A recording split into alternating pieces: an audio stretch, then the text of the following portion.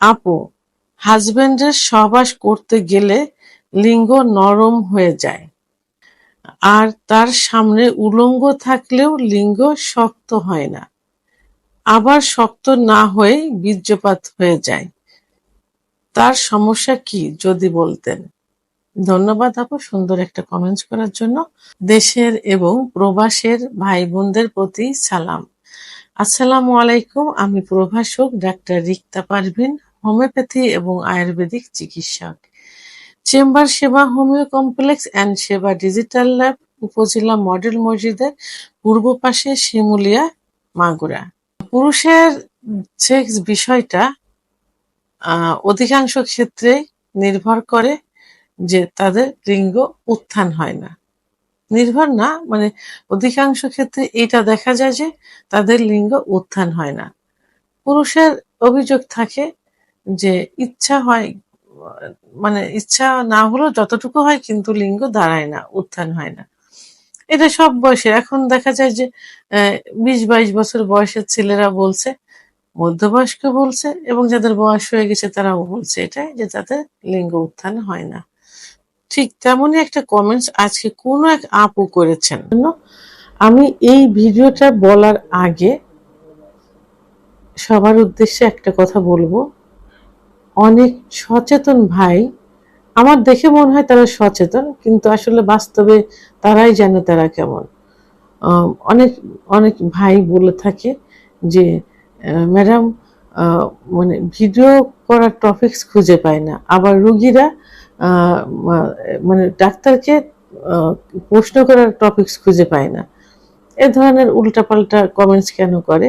অনেক ভাই আরো অনেক বাজে মন্তব্য করে থাকে। তো আসলে এই দেখেন, এই যে বোনটা যে প্রশ্নটা করেছে, কাকে এই প্রশ্নটা করবে? আমাদের মতো ডাক্তারদেরই তো করবে। এবং এই প্রশ্নটা যদি করতে না পারে, তারা যদি বুঝতে না পারে এবং এই সমস্যা নিয়ে যদি ভুগতে থাকে, তাহলে আপনিও একদিন কিন্তু আপনার স্ত্রীর থেকে দূরে সরে যাবেন। আপনার স্ত্রী আপনাকে ডিভোর্স দিবে, আপনার স্ত্রী পরকিয়া করবে, আপনাকে ছেড়ে চলে যাবে। আল্লাহ না করুক আপনার ভাগ্যে যদি এরকম হয়ে থাকে, তাহলে এই বিষয়ে আপনার এবং আপনার স্ত্রীর দুজনেরই সচেতন হওয়া উচিত। এবং সচেতন হওয়ার পরেই তো আপনার একটা পদক্ষেপ নেবেন, চিকিৎসা নিতে হবে না কি করতে হবে। তাহলে এই বাজে মন্তব্যগুলো কেন করেন?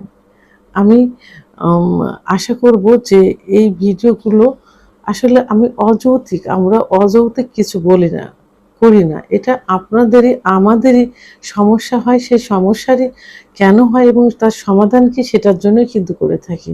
কারণ সেক্সুয়াল বিষয়টা এমনই একটা বিষয় যার উপরে তার পরিবার, তার সমাজ, রাষ্ট্র সবকিছু নির্ভর করে একটার উপরে। আপনি একটু আপনারা ভেবে দেখবেন যে যত যুদ্ধ বিগ্রহ যত কিছু হয়েছে, এই নারী ঘটিত কারণেই কিন্তু বেশি হয়ে থাকে। আর এই সেক্সুয়াল বিষয়টা কিন্তু মেন। আজ আপনি ট্রেনের গাড়ির ভিতরে কেন ধর্ষণ করবেন? আর আজ আপনি কেন অন্য মহিলার সঙ্গে পরকিয়া করবেন? আপনি আপনার স্ত্রীর কাছ থেকে সুখ পাচ্ছেন না, আপনি মানে সুখের সঠিক পথটা জানেন না, এই কারণেই তো অঘটনগুলো ঘটছে। তো যাই হোক, আশা করি যে বাজে মন্তব্য থেকে আপনারা দূরে থাকবেন প্লিজ। আর যাদের এই মন্তব্য করার ইচ্ছা, তারা ভিডিওটা দেখবেন না। আপনারা কেন দেখেন? বাজে মন্তব্যই যদি করেন তাহলে আপনারা কেন দেখেন এটা? তো এখন আমি প্রশ্নের উত্তরে আসি। তো এই যে লিঙ্গ উত্থান হয় না, লিঙ্গ নিস্তেজ হয়ে যায়, আমাদের প্রথমে জানতে হবে যে লিঙ্গের ভিতরে কি থাকে, পুরুষাঙ্গের ভিতরে কি থাকে। পুরুষাঙ্গের ভিতর কোনো হাড় নেই বা বোন নেই, আছে কি? শুধু মাংস আর রক্তনালী। এই রক্তনালীর ভিতর দিয়ে যত রক্ত চলাচল করবে, লিঙ্গ তত বড় হবে, মোটা হবে, শক্ত হবে। এই রক্ত চলাচল যখন বাধাগ্রস্ত হবে, তখন লিঙ্গ নিস্তেজ হয়ে যাবে, আস্তে আস্তে ছোট হয়ে যাবে, চিকন হয়ে যাবে, আগামোটা গোড়া চিকন, নিস্তেজ অবস্থায় মনে হবে যে কচ্ছপের মতো ভিতরে ঢুকে যাচ্ছে, ইত্যাদি। যেমন এই বোনটা বলেছেন যে সহবাস করতে গেলে লিঙ্গ নিস্তেজ হয়ে যায়। এখানে একটা বিষয় আছে যে যে সেক্স উত্তেজনা আপনার নর্মাল আসছে, অত্যাধিক উত্তেজনা যদি না আসে তাহলে তো লিঙ্গ উত্থান হবে না। কারণ যখন সেক্স উত্তেজনা আসে তখন সারা শরীরে রক্ত চলাচল করে, বিশেষ করে হার্টের থেকে লিঙ্গের ভিতরে রক্ত চলাচল বেশি করে, তখন কি হয়, লিঙ্গ শক্ত হয়ে দাঁড়িয়ে যায়। তো সেক্ষেত্রে যদি অধিক উত্তেজিত না হয়, যেমন একটা নদীতে আপনি বাঁধ দিচ্ছেন, বা একটা ওই যে খাল বিল বলে যেটাতে আপনি বাঁধ দিচ্ছেন, যে পানি আসছে প্রচুর, এপাশে থেকে ওপাশে যাওয়া যাচ্ছে না, বাঁধ দিয়ে দিচ্ছেন। তো সেখানে যদি প্রচন্ড পানি বাড়তে থাকে এবং স্রোত যদি খুব বেশি হয়, তাহলে কি বাঁধ মানবে? বাঁধ মানবে না, কিন্তু বাঁধ ভেঙে চলে যাবে। কিন্তু যদি সেখানে পানির তীব্রতা কম থাকে এবং স্রোত বেশি না থাকে, সেখানে কিন্তু ওইটা কিন্তু টিকে যাবে, অর্থাৎ সেটা বাঁধটা কিন্তু নর্মালি থাকবে, ওটা আর ভাঙবে না। তো এখন যে এখানে যে রক্ত চলাচলটা লিঙ্গের ভিতরে, এখানে যদি ইচ্ছা শক্তিটা প্রবল না হয়, তাহলে তো ওই প্রবল বেগে তো রক্ত চলাচল করবে না, সেহেতু ইচ্ছা শক্তিটা বাড়াতে হবে। এখন লিঙ্গের ভিতর রক্ত চলাচল না হওয়ার কারণ কি, উত্থান কেন হয় না? যে বিভিন্ন কারণে, বিশেষ করে পুরুষের যে সেক্স হরমোন আছে, টেস্টোস্টেরন হরমোন যদি কমে যায়, তাহলে সবকিছু কিন্তু নিস্তেজ হয়ে যায়। ইচ্ছা হওয়া, উত্থান না হওয়া, এটা কিন্তু যৌন অক্ষমতার একটা পার্ট। সেহেতু সেক্স হরমোন, টেস্টোস্টেরন হরমোন কমে গেলে এই সমস্যাটা, উত্থানজনিত সমস্যা হয়। আর যে বিশেষ কারণগুলো, সেই কারণগুলো হলো যে অতিরিক্ত হস্তমৈথুন করলে, অতিরিক্ত বিছানায় ঘর্ষণ দিয়ে বীর্যপাত করলে, সমকামিতা করলে, অতিরিক্ত স্বপ্নদোষ হলে, অতিরিক্ত যৌন মিলন হলে শিরাগুলোর উপরে প্রেসার পড়ে, তখন সেই শিরাগুলো কি হয়, আস্তে আস্তে চিকন হয়ে যায়। চিকন হয়ে যাওয়ার কারণে রক্ত চলাচলে বাধাগ্রস্ত হয়।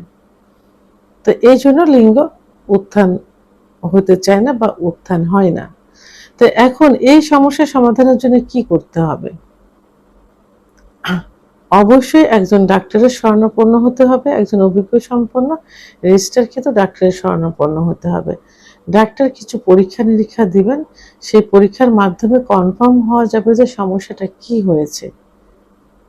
সেই সাজেশন অনুযায়ী ডাক্তার যে প্রেসক্রাইব করবেন, সেই প্রেসক্রাইব অনুযায়ী ওষুধের ডোজটা কমপ্লিট করতে হবে। অনেকে ডোজ কিন্তু মেনটেন করে না, কিছুদিন ওষুধ খেয়ে বলে যে কাজ হয়নি, কিন্তু না, আপনার ওষুধে তো একবারেই কাজ করবে না, এটা ধীরে ধীরে করবে। একটা নির্দিষ্ট মেয়াদ আছে, কোর্স আছে, সেই কোর্সটা সম্পূর্ণ করতে হবে।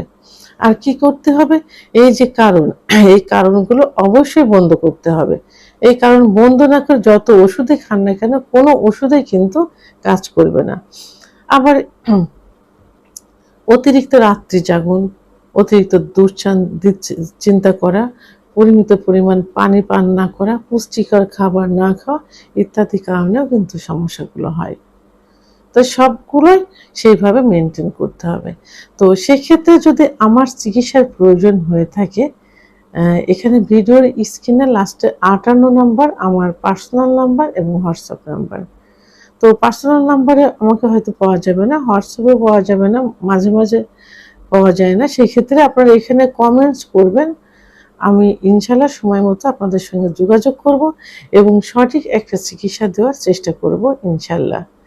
ভিডিওটি সম্পর্কে যদি কোনো মতামত থেকে থাকে অবশ্যই কমেন্টসের মাধ্যমে জানাবেন।